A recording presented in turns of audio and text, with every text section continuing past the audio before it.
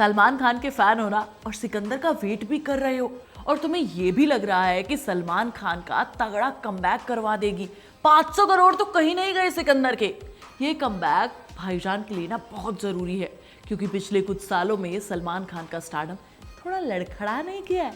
एक टाइम था जब उनकी फिल्में 100-200 करोड़ तो बड़े आराम से कर लेती थी, लेकिन राधे, किसी का भाई किसी की जान जैसी फिल्मों के फ्लॉप होने के बाद सलमान खान के करियर पर सवाल उठने लगे। वहीं दूसरी तरफ उनके कॉम्पिटिटर शाहरुख खान, अक्षय कुमार और रणवीर कपूर अपने करियर में नए नए एक्सपेरिमेंट कर रहे थे और तुम्हारे और मेरे दिल पर राज कर रहे थे। तो भाई बात यह कि सल्लू भाई को मूवी में कुछ नया एक्सपेरिमेंट तो करना पड़ेगा ना, या फिर सल्लू भाई वही पुराना मसाला लेकर आएंगे जिससे वो कमबैक का सपना देख रहे हैं। तो अब सवाल ये है कि भाई ने पिछली बार ये गेम चेंजर वाला मूवमेंट कब किया था। सारी बातें बताऊंगी और बाहुबली की सीरीज में हमारा ये सेकंड पार्ट है जिसमें हम सलमान खान के करियर को स्टडी कर रहे हैं। तो भैया पूरा वीडियो देख लेना और चैनल को सब्सक्राइब जरूर किया करो यार, बहुत तुम्हारे लिए दिमाग लगाए कंटेंट बनाती हूँ यार। तो देखो, सलमान खान की जर्नी ना 1989 के आसपास शुरू हुई थी मैंने प्यार किया से। ये मूवी सुपर डुपर हिट हो गई। फिर हम आपके हैं कौन, करण अर्जुन, हम दिल दे चुके सनम, तेरे नाम, मुझसे शादी करोगी जैसी मूवीज की और उन्होंने खुद को इंडस्ट्री का टॉप का स्टार बना दिया। ये सारी मूवीज ना फैमिली एंटरटेनर मूवीज थी, लेकिन उसके बाद उन्होंने कुछ फ्लॉप मूवीज जैसे युवराज और हेलो दी। बहुत सारी थी, थोड़ी बस दो ही गिना रही हूँ यार, भाई का नाम इतना भी खराब नहीं करेंगे, है ना, भाईजान के फैन है यार हम।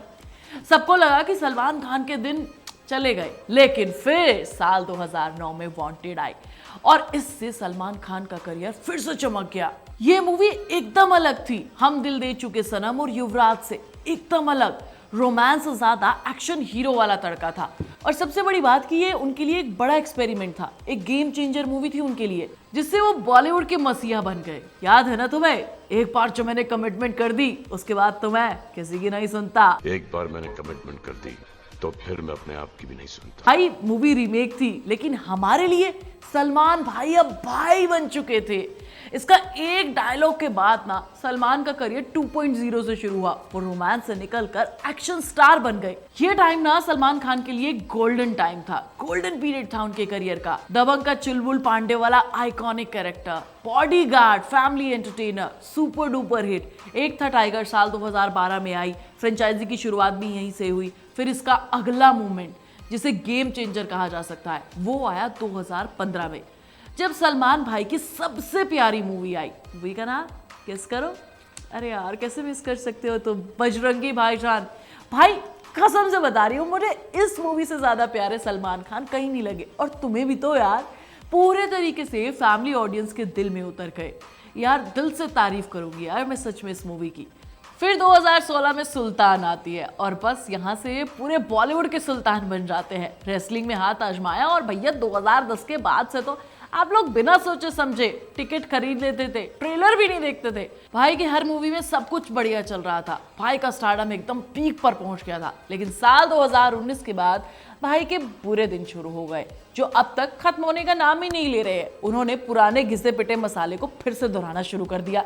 2019 में भारत आई जो कि एक एवरेज मूवी रही, फिर दबंग 3 आई जो डिजास्टर निकली, फिर 2021 में ये राधे और किसी का भाई किसी की जान जैसी मूवीज क्यों ही की यार। ऐसी चीजें करके भैया ने अपने स्टारडम को नीचे घसीट लिया और भाईजान खुद इन फिल्मों को देखकर कह रहे थे अरे भैया ये मैंने कर लिया है क्या, इनमें तो कुछ भी नया नहीं है। दबंग, बजरंगी भाईजान और ऐसी तमाम फिल्मों को मिलाकर एक कॉकटेल बनाया और लोगों को थमा दिया।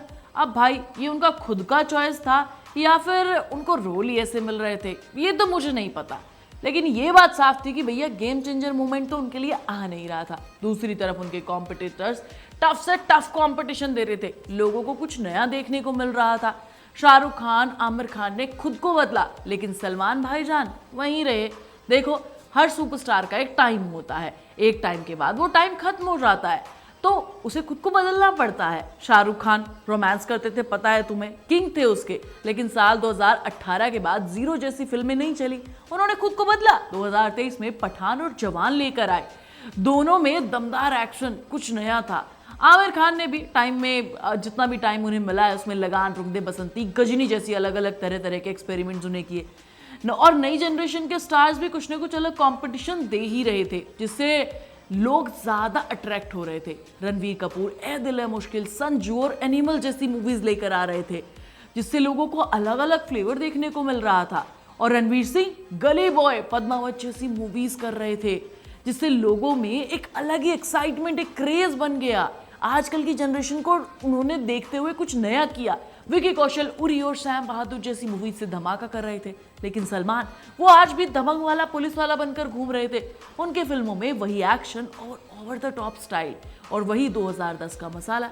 पब्लिक अब बदल गई है यार, उसे कहानी चाहिए, लॉजिक चाहिए। अब भाई सिर्फ टी शर्ट उतार देने से और डायलॉग मार देना काफी नहीं होता है ना यार।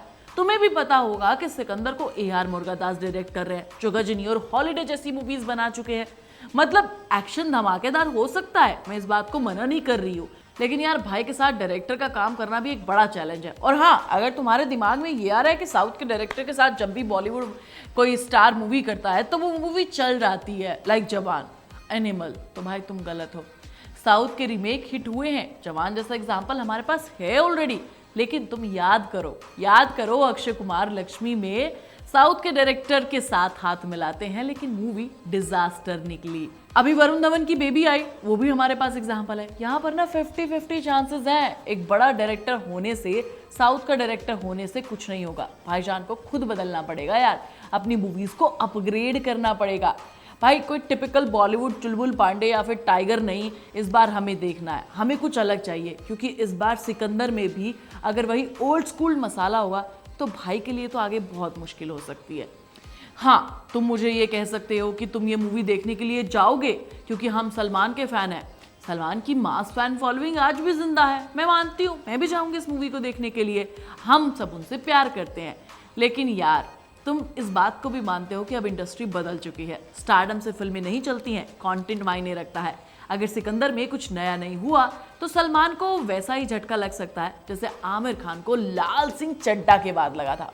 तो भाई करना क्या चाहिए, लास्ट में एडवाइस भी देती हूँ। अगर सलमान को शाहरुख जैसा कमबैक करना है तो उन्हें उन चीज़ों पर ध्यान देना होगा जो उनके लिए ज़रूरी है। मास से हटकर कंटेंट चुनना होगा, एक्टिंग और स्क्रिप्ट पर ध्यान देना पड़ेगा। टाइगर और दबंग जैसा सेम कैरेक्टर बिल्कुल नहीं चलेगा भाई। ये नई जनरेशन यानी कि तुम्हारे और मेरे साथ अच्छे से मर्ज होकर काम करना पड़ेगा। नई डायरेक्टर्स के साथ काम करो। अगर वो ये कर पाए तो सिकंदर उनके लिए एक नया चैप्टर शुरू कर सकती है, नहीं तो ये मूवी रेस 3 भी बन सकती है। अब लास्ट में मेरा सवाल तुमसे है, तुम बताओ क्या सिकंदर सलमान का कमबैक करवा पाएगी या फिर ये सलमान की एक फ्लॉप वाली मूवीज की लिस्ट में शामिल होकर रह जाएगी।